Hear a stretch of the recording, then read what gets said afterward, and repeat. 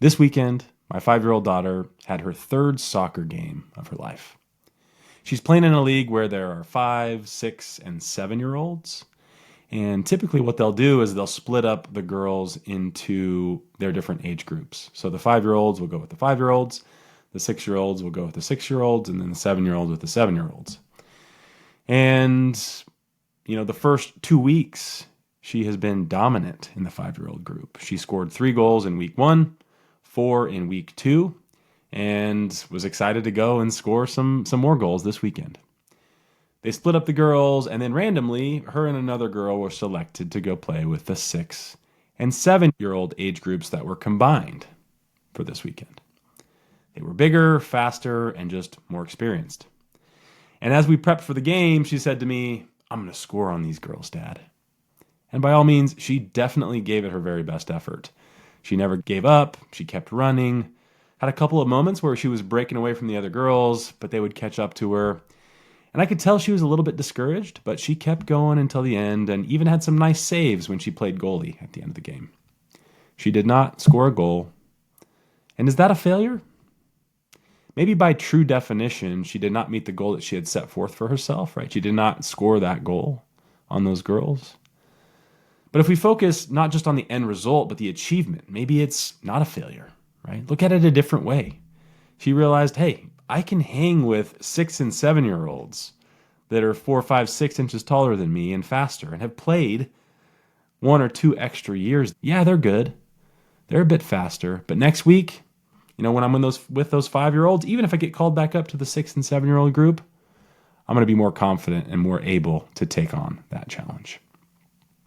Now, most of us don't play soccer anymore, right? But we do face similar failures in our life. And today we're going to talk through failure, how we define it, how we can accept it, and how we can use it to fuel ourselves to grow. Episode 15 of the Greatness Blueprint starts now.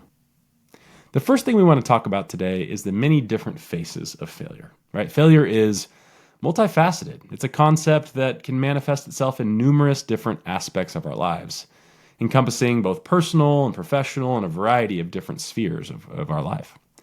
So there's 3 different concepts we want to talk about today. First is personal failures. Second is professional failures. And third is societal failures. They all play a factor into our lives in some way, and we'll touch on all of them briefly. So first, personal failures. This is the one that we deal with every single day. Right? These are the things in which we fall short of our own expectations, maybe our own ideals, our own values, whether it be in relationships with other people, whether it be health, right? Our pursuit of healthiness and fitness, or maybe it's just other personal goals, whether it's starting that business or, going and having a tough conversation with somebody that you've been putting off, right? Those are just those small personal goals. And we don't always achieve those goals, right? These failures can lead to us being, a little bit down in the dumps for a little bit. Maybe we have to be a little bit more introspective and look at some self-discovery. And they force us to really confront some of maybe our weaknesses, our shortcomings, our limitations, and different areas of improvement that allow us to then go back into each of those areas and have success.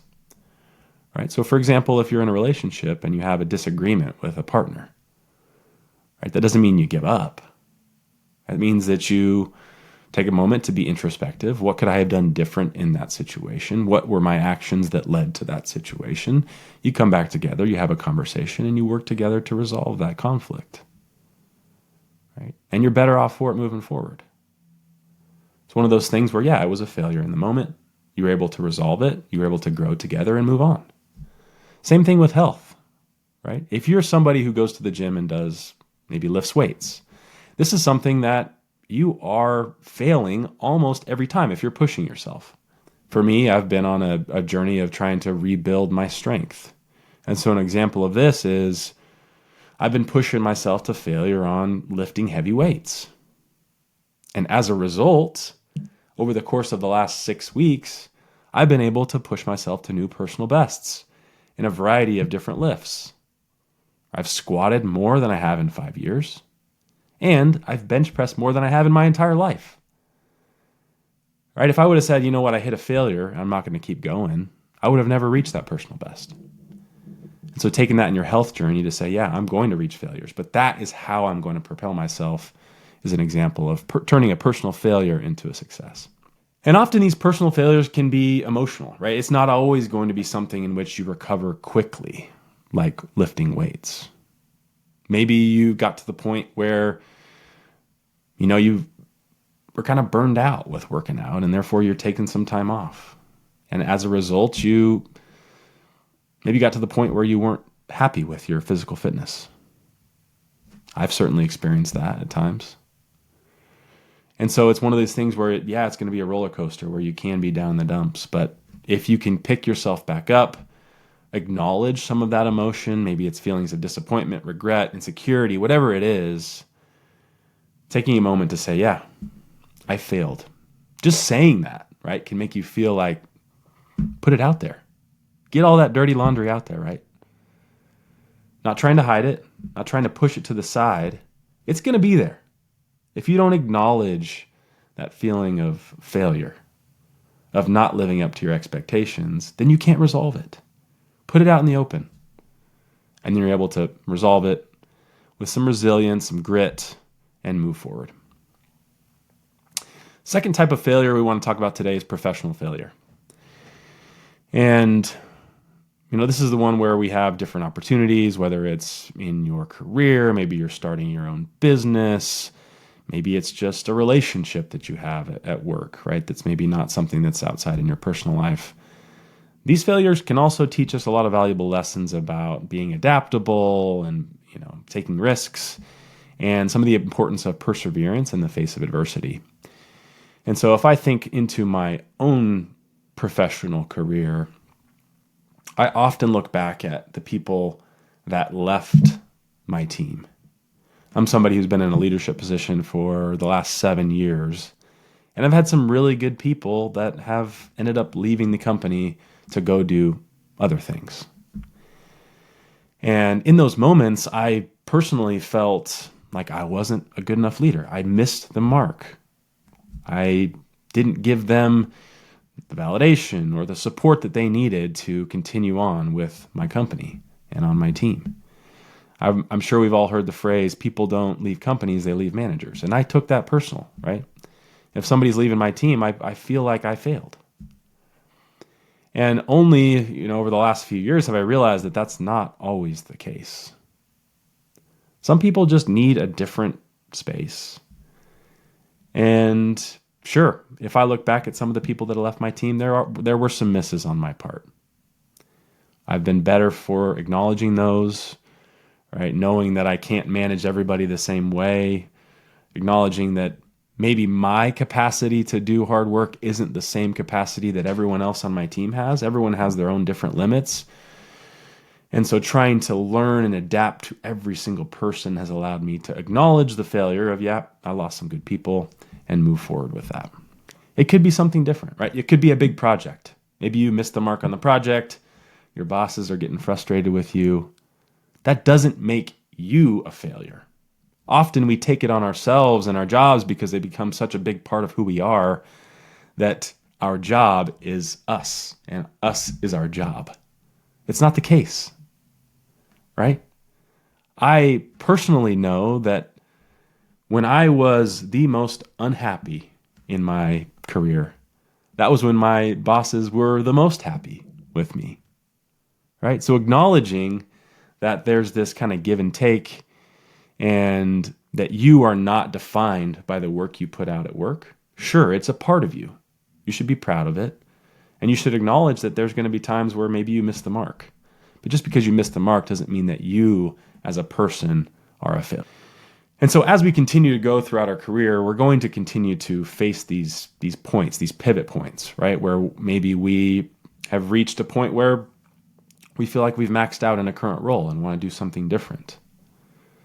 Maybe we've reached a point where we say, you know what, this role isn't healthy for me any longer, or it's not giving me what I need in my life, and therefore I want to reevaluate. And so anytime you reach that point, whether it's a failure, whether you're hitting a ceiling, whatever that is, take a moment to pause and reevaluate where you're at. I know I've personally dealt with that, and I'm still going through that today, where there's always going to be something, that constant reevaluation of, am I in the right place? Am I doing the right thing? How do I continue to develop and put myself in positions where, I can actually fail. I can fail, and because I'm failing in that position, that means I am growing. If you're in a spot where it's so easy, it becomes second nature, you're not pushing yourself. If you're not feeling that threat of failure, you're not pushing yourself. And in a professional career like that, you want to continue to find ways to stretch yourself, learn new strategies, new skills. And for me, that's something that I continue to try to work on. So, professional failures, right? There's a variety of different forms. You're going to fail throughout your career. Can you take a moment to say, yes, I am failing, but I'm given an opportunity to come back and succeed? That's a healthy way to look at it versus failure at my job makes me a failure as a person. That's not the right way to look at it. Last here is societal failures. And these are a little bit more high level, right? So societal failures would encompass really large scale issues or challenges that affect maybe your community, different society at large, or even our entire country, nation, the world, right? These things can be economic crises, political turmoil, maybe systematic injustice. And a lot of these are disconnected from us as individuals. But we worry about them at times, right? If there's political turmoil, if there is, economic downturns, all of those things can weigh on us. And what I urge us to do is not allow them to control the way we feel, but instead to take action to learn from them. So for example, if there is an economic crisis, sure, it should be something that we're all prepared for. But if we forecast these things, right, we know that there's going to be ups and downs in the economy. We know that throughout our lifetime, there's likely going to be political turmoil. If we're having turnover at the president, every 4 to 8 years, things are going to change over time. Are we going to be stressed out for the entire time if we don't like the president? I don't think that's healthy. Right? We have to acknowledge that that's part of our world, and we have to be adaptable enough to say, our economy is failing. But because I've planned ahead, I have a nest egg, I've got an emergency fund, I'm okay. The president I don't align with his visions. Okay. That's going to happen.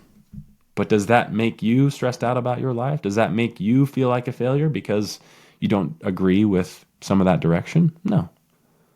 They can be daunting, right? Societal failures can be daunting. They also present opportunities for action, right? You can be an advocate for something that you disagree with on the political scale, right? Or you can help others in need if there's an economic crisis and you've prepared in advance. Inspire individuals around you to come together to create a better future. So some of the key takeaways here is that in a variety of different spheres of our life, whether it's personal failures, professional failures, societal failures at large, it gives us opportunity. Failure equals opportunity. Don't look at it as a negative connotation, right? Something that's going to hurt you. There are going to be things that you have to learn from. But if you do not fail at anything, ever, that means you're not putting yourself in a position to succeed. There's this great quote by Alex Hormozy that if you are not failing, you feel like you're on top of the world, on cloud nine all the time, you need to fight harder opponents. You need to fail. And that allows you to then level up to that next step. As a prime example of failure, I want to talk about my first business. And to lay the stage for this business, we have to go back to kind of 2021, right? I've always loved real estate, something that I've always had interest in. Never really wanted to be a real estate agent, right? Really wanted to focus more on the real estate investment side, some of the back end work that goes into real estate investing, and really stemmed from my love for Monopoly as a kid, right? I would go into the game and every time I'd find some way to win, whether it was bartering my properties or, charging a little bit of extra rent if the person couldn't quite afford it. I'd find ways to be savvy, and I wanted to do that in the real world. And so this was my first foray into starting my own business. There were a lot of things that I just had no idea about. Simple things, right? I didn't know how to set up an LLC. I didn't know how to set up a business bank account or get a tax ID number, right? All these different things that were new to me and new to anybody who's starting a business. I didn't have a mentor to look to, and so I was doing a lot of this on my own. And in 2021, I started to think about how I personally could get involved in looking at different investment properties. And so I did. I met with a couple of my real estate agent friends in town and started looking at different investment properties in Boise, Idaho, where I live today. And if you're familiar with the area, it's an area that's very attractive. A lot of people want to move here. It's more affordable than some of the places like California or Washington, but relative to wages, it's fairly expensive, right? There's not a lot of high wages in Boise, Idaho, but the cost of living is very high. And I think last time I checked, we're at least in the top 5 of most unaffordable houses in the nation.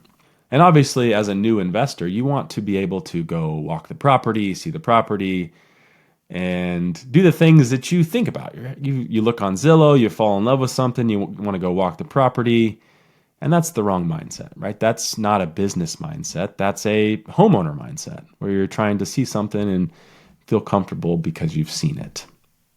I put a couple offers on properties back in 2021, right? One of them was a duplex. One of them was a fourplex. The fourplex was pushing $1 million at the time. And, there were, I think, 5 or 6 offers on that property. And it got purchased in all cash. Right? I got outbid by an all cash offer for $1 million. That made me realize that this is not the little leagues anymore. Not the big leagues either, right? I recognize that there's different levels to this, but I was not ready to be putting out $1 million offers and competing with cash. And so that competitiveness of the Boise market made me reassess my strategy. And so I shifted my direction.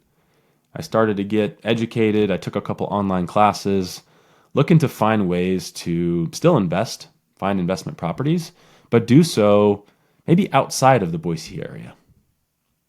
And so I was able to find a couple markets that interested me in the Midwest. One specifically that caught my eye was the Milwaukee, Wisconsin area, an area where there has been a lack of construction for many years. There's some exodus from Chicago north to the Milwaukee area. There's some growth there, but just not the inventory to keep up. And a lot of working class, so people that probably will never own a home in their entire life, and therefore they just continue to rent.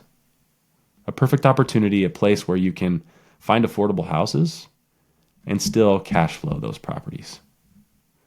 So early 2022, late 2022, I was able to purchase 2 single-family homes in the Milwaukee area. And I started to get the idea of, why not try to do this for other people? Why not try to turn this into a business? And that's where the idea of my first business, called Remote Portfolio, was born. How do I help people invest in real estate outside of their home location? That was the whole premise. Armed with just that idea, I started looking for ways to expand my business. And I know a couple people in town that have started and have a well-established business that I met with this company that does branding. And so I ended up scheduling a session with them and embarked on a 2-day branding session called the Brandstorming Session with Ampersand Studios. If you haven't heard of them, if you're looking to do something similar, highly recommend them. But started out with this brainstorming session. And day 1 was all about defining what my business was. And usually they would work with people who'd come in and have their own business established and help take it to the next level. In this case, it was starting from ground zero. I came in with an idea, something that I'd done for myself, and wanted to turn that idea into an actual business. And so on day 1, we sat down, we identified my business identity, my really cool thing, what I did that maybe others didn't. We identified different names, so we tossed around a variety of different company names. We worked on a logo, we worked on a brand color scheme, we worked on different potential pitches for social media. We worked on a variety of things on day one, really taking the idea and turning it into an actual business. Day two, came in, did a bunch of professional photos and videos, did some 4K Alex Hormozy style videos, sitting on the couch, outlining some of the things that I wanted this business to do. And it was a great 2 days, right? I turned this idea, investing in out-of-state real estate, into a business in 2 days. I took all that information that I had learned how to produce social media accounts, how to post Instagram reels, right? How to use Canva, which is a very helpful tool to create this type of stuff within Instagram. I took all of that away. I took it to the next challenge, took it to the next level, right? I built my own website. I went to GoDaddy.com. There's a lot of drag and drop within that. So I built my initial website. I used ChatGPT to help build some additional custom website components with code from ChatGPT, right? I realized, oh no, I don't have a way to schedule somebody. And so I tested some different scheduling apps, ended up working with Calendly, right? Learning all of these different systems and components and things that you need to run a business, I started to figure out. As I was getting all these things together for the business, I ruptured my Achilles. So that set me back a little bit. But at the same time, as I come out of surgery, now I'm just home. Right? I'm home. I'm sitting on the couch, and all I'm doing is working during the day, working on this business on the side at night. And so I was in it. I was in it every single day. I was doing something to make this business successful. And as I started to spin up all the different websites and social media and continuing to grow my presence and get followers on Instagram, I had my first meeting. And again, I still had a ruptured Achilles. And I'll never forget rolling down the sidewalk with my knee scooter, with my backpack, my laptop. It's my first ever client meeting, and rolling up to the table with a scooter and having that meeting. Right? I'll never forget it. It was a funny moment. The first time I really had gotten out of the house since my surgery, and it was to go have this meeting. And I started to have more and more client meetings. So I had probably a handful of different client meetings. I'd talk about what I wanted to do for them, how I could help them invest in real estate outside of their home location. And generally, people were receptive to it. But one thing I started to realize as I got further into it is that not a lot of people are necessarily in the same position I was, where I was able to go buy a couple properties, right? Sometimes people have funds available to go deploy to do that, but often it's a little bit more opportunistic or planned out, right? So somebody might be liquidating a certain investment 6-9 months from now, maybe it's a year, and they're planning of what they're going to do with those funds in 12 months. Or it could be we're saving up. When we get to this point, we'll have enough to put a down payment on this house, this investment property, but we're not quite sure when that will be. And so there was a little bit of uncertainty on the timing around and the consistency around how you would make money in this business. And as I got further into it, I realized that it was mostly more of a premium wholesale service. So if anyone knows what wholesaling is, it's identifying properties that are maybe a discount to market value, and then you basically buy the right to purchase that property and then sell that to somebody else. So for example, let's say you found a property that was worth $150,000. The person you find it from off market is selling it for $100,000. You then get a wholesale fee, let's just say $10,000, $20,000, and then you sell it to your investor for $120,000. So the person who's buying it buys it for $120,000, still getting $30,000 of equity, and you get a $20,000 check on closing. Right? So that was the way that I was thinking of pricing and how I would make money in the deals. But there was a lot of work involved in identifying and hunting down these properties.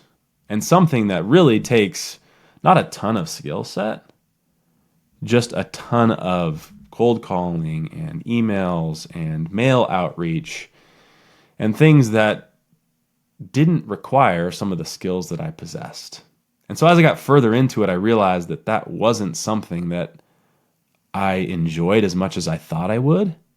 And the revenue that would be generated is inconsistent at best. In order for it to be successful, you would have to have a very long list of real estate investors that are waiting for you to find deals, and you just flip deals back to your investors as they come available, as you find them. Whereas when I have 5 clients and they're all 6, 9, 10 months away and they're not quite sure when they'll be ready, you can't even really go find deals, because once you find a deal, there's nobody to sell it to. And so that realization at the end of all this work that I had done was difficult for me. But it was a lesson that I needed to learn. I had gone about building this business completely backwards. I started with the videos and the photo shoots and the cool brand colors and the cool logos and building this brand story of something that didn't even exist yet. And I wouldn't regret it at all. I don't regret it. But if I look back on all the things that I did, I should have started with, how am I going to make money? Let's do a test pilot with some clients that are ready to go. And does it work? Do I make money with this business? And then gone from there. And once I confirm that it's valuable, confirm that I have clients that want to come back and do this again, then I go and I level up the business to the next level. I get the brand logo, I make the website, I do all these things that are flashy and cool and fun, but aren't actually driving the bottom line of making money. And so for now, remote portfolio is on hold. It's one of those things that I think could still have a lot of value in the future. But in order to do so, you have to have a large audience. You have to have people that are, in this investor pipeline. And you have to have a team that's able to help you scale some of the deal hunting that's involved. And at this point, that's not something that I find as much interest in doing myself. And so I'm looking to pursue other businesses. But all that's to say, this was a failure if you look at it just on the surface. A business failed.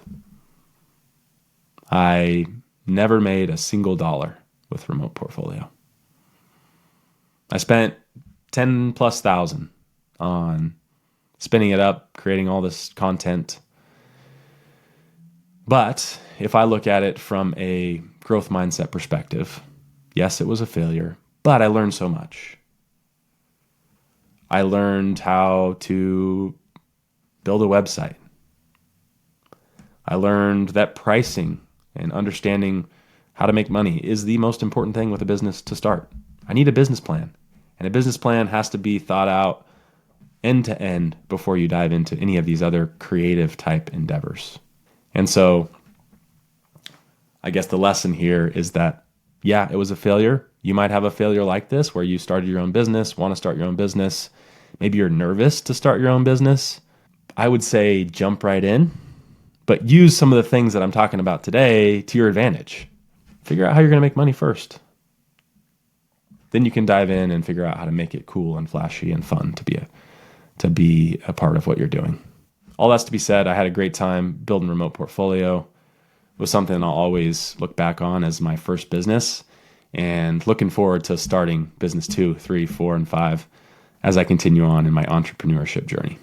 Now, failure isn't just something that happens in business atmospheres, right? There's other atmospheres in which you can experience failure.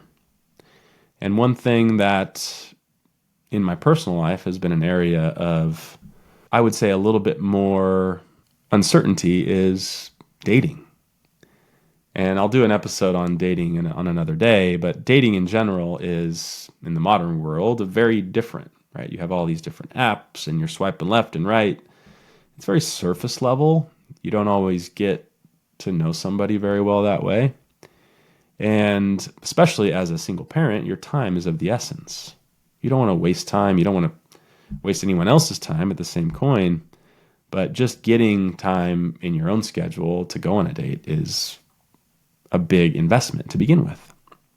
And so for me, as I've been, dating and going on dates, I try to keep myself to, I would say, a 3-date rule. And this is not something that I had defined going into this. It's something that I look back on and say that's generally how long it takes for me to determine if this is something that I want to continue to pursue. And the lesson here is that within those first 3 dates, you can feel out, is this the right thing or not? Do we have the same goals? Do we have the same visions?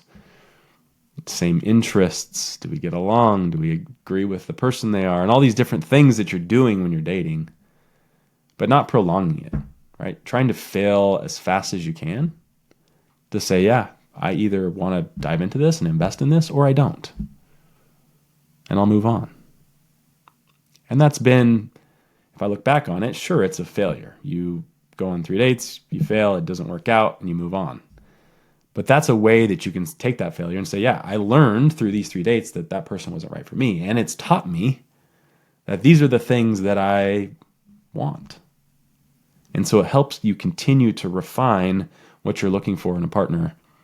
And it's been something that I've been able to continue to grow on, where I feel now today, if you were to ask me exactly what I'm looking for, I would be able to tell you because of the things I've learned through going on some of those dates. Another failure of mine is missing some key life moments. And these don't happen very often, but as an example of this, as a parent, we have tons of kids events, right? Things are going on all the time as a parent. You know how frantic it can be and chaotic it can be. Last year, my daughter does ballet at her school, and they have 2 recitals. One of them is a mid-year recital, and it's held at their school. It's a little bit more informal. And then there's a second one at the end of the year that's this big dress-up day where they have themes and music, and parents come with flowers. It's a lot more formal. It's at a high school. Wouldn't miss that one for the world. But this other one, this mid-year one, it's at school. It's during the middle of the week. And as I was dropping my daughter off to school, she said, "Hey, Dad, we'll see you in a little bit for the recital." I get to work. I get caught up in all the stressful things that are happening during the day, and I forget to go back to the recital. And I'm not hard on myself often, but I was beating myself up about this. How could I miss a recital for my daughter, especially after I told her I was going to be there? I show up to school, I pick her up. First thing she says is, "Dad, why didn't you come to my recital?" And my heart just drops. My heart drops. I didn't even realize I had missed it until I picked her up. One of those things where you look inside and you're like, man, am I a good parent? How could I do that? You beat yourself up about it. And I did for a little bit. Several hours I was thinking, man, my daughter's probably only going to have 10 recitals in her life, and I missed one of those. That's 10%. But I can't dwell on the failure, right? It was a failure. I have to acknowledge it. I have to say, look, I missed a moment. But what I did that day is I said, I'm going to make a promise that I will not miss another moment like that again. And so there have been times when she'll have certain events, field trips, things that are going on in her life at school that I have conflicts with at work, right? I have a work trip that's scheduled, or I have something else that's going on, and I move those. I cancel the work trip. I say I can't go. I've got other things going on that are more important to me. And so it's helped me grow in the fact that I've been able to reprioritize the things that matter most. And the things that matter most to me are making sure I don't miss those key moments with my daughter. Another failure of me in my personal life is staying connected with friends. And this might resonate with some of you that went to college maybe in a place that wasn't your hometown. You built this really great group of friends. You're all doing the same things together in college. Maybe you go to the same school, same business school, for example. You study together, you work together, and you all graduate together. For me, it was all of the friends that I built through football, playing football at Idaho State. And we also went through business school together. And so a lot of the things that you build in college with these great group of friends, it feels like it's never going to end. And then you graduate and you all spread out across the country, and it becomes hard to stay connected with those friends. I know I'm not very good at this, but simply reaching out to friends and saying, hey, I'm thinking about you. Haven't seen you in a while, haven't heard from you, I hope everything's good. I don't do that enough.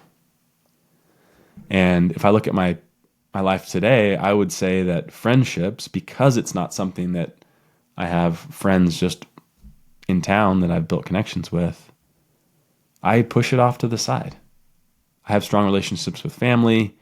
I have strong relationships at work. I have a good relationship with my health at this point. But I would say that friendships is one of those things that I'm continuing to work on. Right? Staying connected with friends, reaching out to them, making sure they know I care about them. That's one of those things that I continue to work on and continue to work on to this day. Fourth is managing people in unique ways. And I touched on this briefly earlier, but it's something I've continued to have to work on in my life. People are all so very different. They all take feedback in different ways. They all have different levels of capacity of things that they can and can't do. They all burn out at different rates. And it's this balance, right? Especially as a leader, if you want to push your people, you want them to be better, but you want them to be in an equilibrium where you push them a little bit and then you ease off and they are able to stabilize and be steady. You push them a little bit so they continue to grow and they're steady. And there have been times when I personally have pushed people too far. I've expected too much and they've burned out as a result. And so recently, I had a conversation with somebody in that they were under the impression that they were communicating their burnout to me. And I did not receive it in a way that I thought they were burned out. And so I continued to push on them. I was a little frustrated with them. And in hindsight, I look at it and say, look, I failed as a leader. I didn't recognize the signs. I didn't ask the right questions to this person. And I just kept pushing. And so if you're in a position like this, whether it's, in your workplace, maybe you're a coach, you're a teacher, or even just a parent, right? Each kid, each person you work with is going to be a little bit different. So how can you tailor your message to them? How can you be uniquely a leader for them to allow them to flourish in their own capacity? Those are some of my stories from personal failures. They're all different, right? Some of them are related to work. Some of them are related to personal life. And I urge you to take a moment to look at your own life and things that you've viewed as failures in the moment. If you look back on them, do you really think they're failures now? Oftentimes it feels like a failure in the moment, but then we look back on it and it was a lesson that helped propel us to new heights. And so as we continue forward, if we're able to shorten that gap of realizing the failure is a lesson, it allows us to move much more quickly into our growth mindset. Next, I want to talk a little bit about the psychology of failure. Right, and a few different things related to this, mostly around the fear of failure, which prevents a lot of us from even taking action. And this is something that if I talk about my business, my first business that failed, I didn't start it for a period of time, I think 4 to 5 months after my idea came, because I was worried that it wouldn't work out. And so I just sat on the idea for 4 to 5 months. And we often think of these things that we want to do, we have ideas about, but we never turn those ideas into reality because we fear that if we end up trying it and we fail, then we are a failure. It's a direct reflection on our perception of our self-worth. And so we then just pursue a safer option. Instead of leaving the corporate job and jumping into the world and trying something on your own, You keep the safer option. You work at a corporate job until you're 65. You retire. You regret not pursuing those goals you had when you were 20, 30, 40, whatever it was, and you never get that time back. That fear of failure perpetuates throughout your whole life, and you never make the plunge. And it's easy. It's easy to let that happen, right?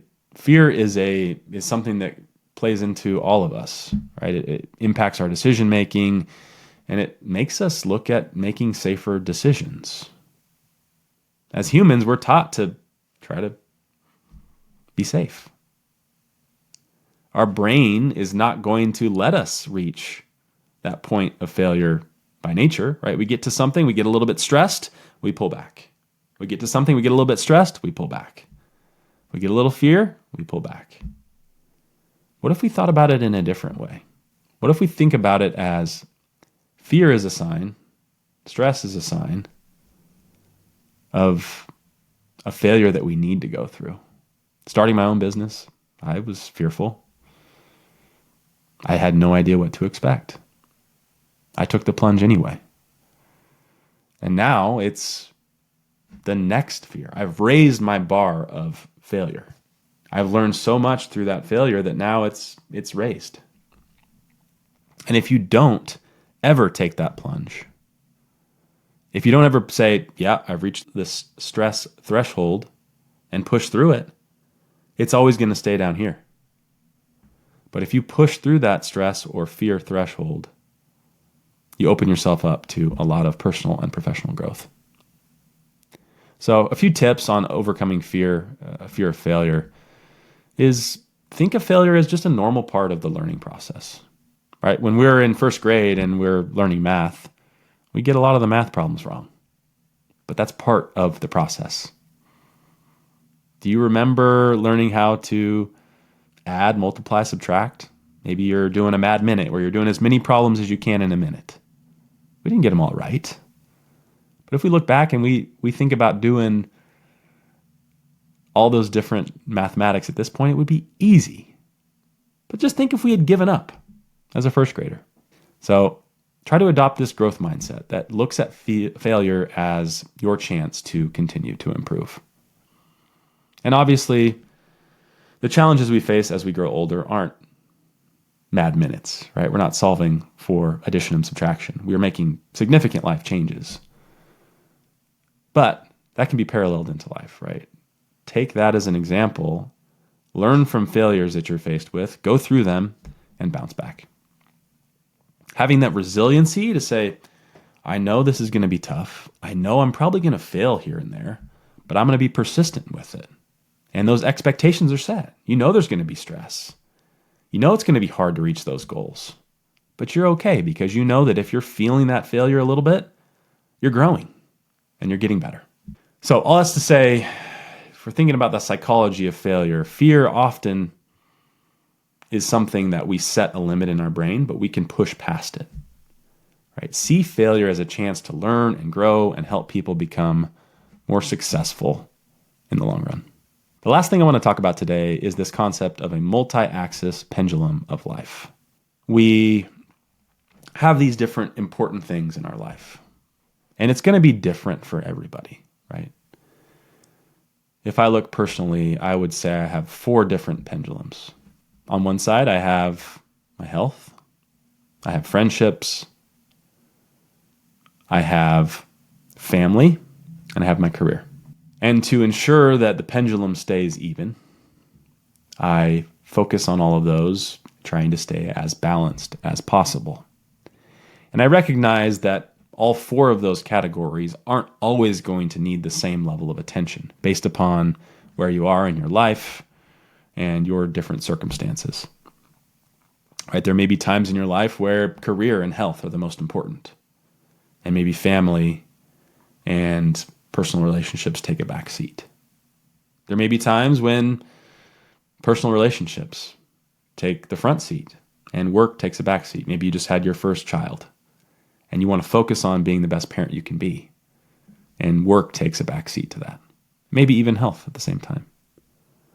But you can't stay imbalanced forever.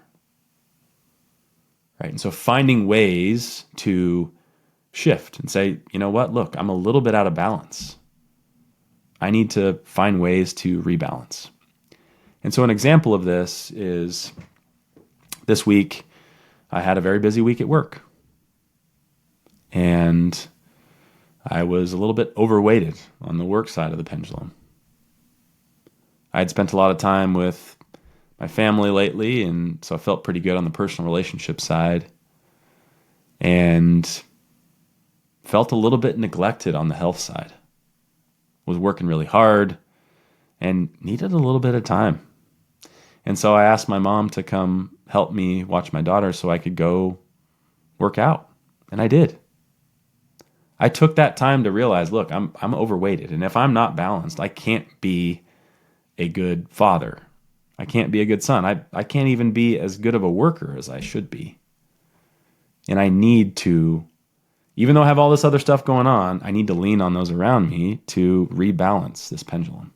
And so as you look at your own life, I encourage you to define this pendulum of life for yourself. Right? Where do you sit in all those different categories? Maybe your categories are a little bit different. Maybe you're at a point in your life where there's different priorities and the weighting is a little bit different. But we always have to be continually assessing. Am I overweighted on my work? Do I need to scale that back? Do I need to focus a little bit more on health? Get that back in balance. Think about that as you go throughout your day-to-day. And this allows you to say, yeah, maybe I'm failing in my health today. I'm going to focus on that, rebalance it a little bit, and use that failure to assess where you are at. And as we wrap things up here today, I want to finish with a quote. And this is something that I had actually written down in my notes in my phone and had been saving, and it just came to my mind as I was walking around one day. And it is, failure in and of itself is not a bad thing. It gets a negative connotation, but failure is an opportunity. You hit a wall, something didn't work, you give up or learn the lesson and push through. Lack of failure might just be holding you back. My challenge to us all this week is to try something new. Maybe it's something you have been worried about trying due to your perceived potential for failure. Let's reframe that and think of it as an opportunity. Thank you for listening today. If you like the show, I would greatly appreciate you subscribe so you don't miss an episode. And until next time, stay on your path, stay inspired, and above all, stay great. We'll see you soon.